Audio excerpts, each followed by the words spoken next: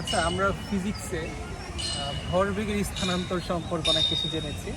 তার একটা practical experience আমি আজকে ভিন্ন জগতে আসছি, এখানে এসে দেখতে পেয়েছি আর কি। সেটা আমি আজকে আপনাদের দেখাবো। এখন আমি যদি এখান থেকে একটা বল এখান থেকে ছেড়ে দিই, তাহলে এদিক থেকে জাস্ট একটা বলই ওইদিকে যাবে।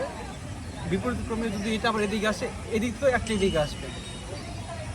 দিলাম এখন একটা, ছাড়িয়ে দিলাম। দেখেন প্রত্যেক দিক থেকে একটা করে যাচ্ছে।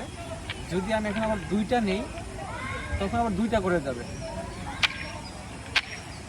এই যে দুইটা করে গেল। এখন যদি আমি কি করি, তিনটা করে নেই, ঠিক তিনটা করে যাবে। ওই পাশেও তিনটা, এই পাশেও তিনটা। এখন যদি আমি চারটা নেই, ঠিক এই পাশে চারটা, ওই পাশেও চারটা হবে। এই যে চারটা চারটা। এটা হচ্ছে আসলে ভরবেগের স্থানান্তরের একটা সূত্র, যেটা আমরা আজকে প্র্যাকটিক্যালি দেখতে পাইলাম আসলে।